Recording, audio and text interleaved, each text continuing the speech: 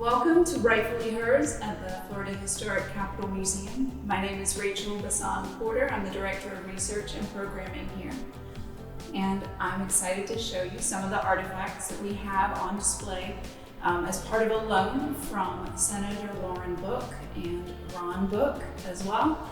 And these artifacts share part of the national story on women's suffrage in this moment, which is the 100-year anniversary since the passage of the 19th Amendment, which is the constitutional change that granted women the right to vote.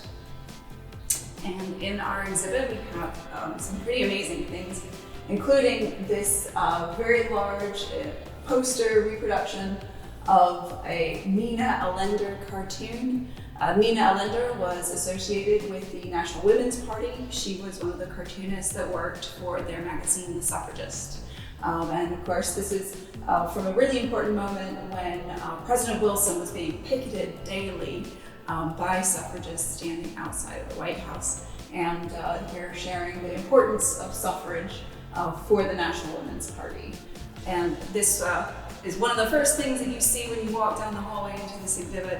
And then another very important, very large object that you encounter when you first walk in is this women's ballot box. And this ballot box shares a little bit of the insight to what was going on before the 19th Amendment passed.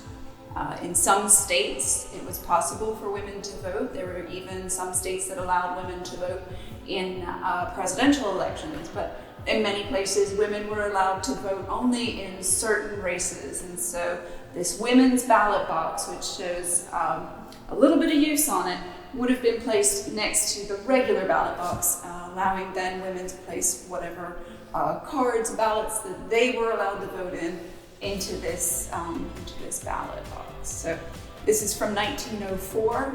We don't know exactly where this one was used, but it is a very good example of some of the ways in which women have been franchised in the past, though of course not until the 19th Amendment, women's enfranchisement coming together. So other artifacts that we have in this exhibit include some postcards, and these are both pro-suffrage and anti-suffrage. So though we see very frequently the protests and the women who are votes for women signage who are really fervently showing their support for votes for women, there were a number of people who were anti-suffrage. And before the 19th Amendment, it was a very very open debate, and there was a lot of material out there to sway people in both directions. So, for example, there are some photographs, some postcards here showing children asking for the right to vote, sort of making a mockery of the could a woman really vote? She's such a childlike mind. These kinds of ideas that equating women with children were very prominent in the early 20th century. And so some of the other postcards that we have right here, as I was saying, so the votes for women, they are also trying to make a mockery of actually what they were fighting for. This one, if you can see, says votes for women, W-I-M-M-E-N. And then even better, this young lady over here, standing up under the sign, votes for, crossed out, W-O, votes for women. So there were a lot of anti-suffrage documents out there trying to sway people away from voting and women voting, of course. The other interesting postcards that we have here, this one of a cat saying, "I'm a suffragette," making a joke of, first of all, the term suffragette, which is a term that came about, was coined by journalists in the UK. They were making a mockery of these women who were going out and protesting sort of aren't they so cute, they're little suffragettes. Well, in the UK they did embrace that term, and suffragette was actually associated more with the militant tactics, and those who would use some tactics such as chaining themselves to the cages in Parliament, or in the case of Emily Davison, hiding in the broom cupboard, or in fact she perished underneath the King's horse in the races. But making the points for votes for women in a very extreme way. These militants, as they were seen, were not as popular over in the US, and this suffragette terminology was not taken up by women in the US. So the women's suffrage movement was what the main blanket term. So on this particular one, the poor cat here is suffering. Again, another play on the cat and mouse laws that were put into place again in the UK. The cat and mouse laws referred to those women who were brought into prisons. The suffrage tactics, I guess you could say, that once they were imprisoned, many times the women would go on hunger strike. And at first, officials in the prisons would force feed the women, and that was very much criticized. And they later came up with the cat and mouse law. That law meant that they would let the ladies in prison get very ill, but not till they would perish. They would release them, and when they came back to fighting for the suffrage cause, they would arrest them again. So sort of this catch and release kind of tactic.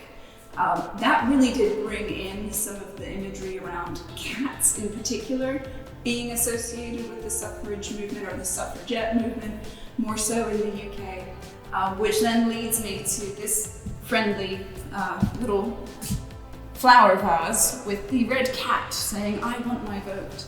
So again, not only playing on the idea of this cat imagery, but also saying, if women get a vote, well, who's next? So, should animals have a vote? And those kinds of fear-mongering that was going on during the whole suffrage era. And I'm saying suffrage era now, this really is a movement that began well before 1848, when that one meeting at Seneca Falls that Susan B. Anthony and Elizabeth Cady Stanton are very notorious for.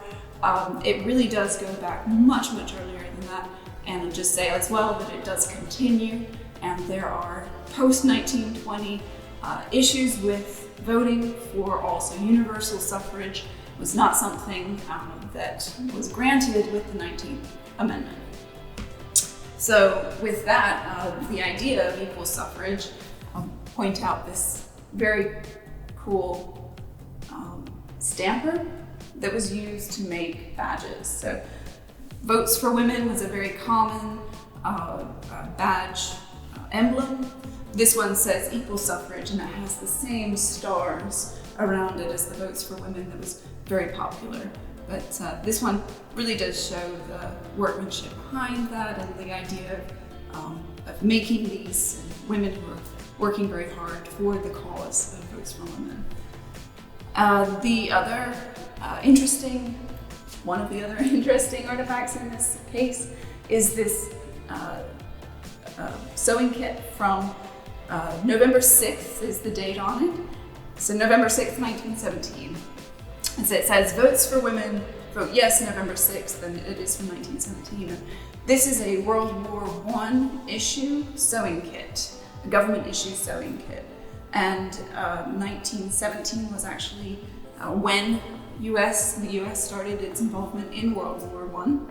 And so this is a very interesting artifact in terms of its being from World War I, first of all, but then having this notation of a woman who would not have been likely in the war, though perhaps as a nurse or other surgical assistant in World War I, and then came back to the United States and wrote on their sewing kit. So yes, November 6th. The other interesting artifact I will point out in this space is this bluebird. And this is something that came from the Massachusetts movement. And over 100,000 of these were produced and distributed in the Northeast. And you can see some of them they were designed to place onto trees, telephone posts. You could just hammer a nail in there and share that message of the Votes for Women. And this was the Massachusetts Women Suffrage Association, and their names of the chairwomen are on that. So this is our exhibit.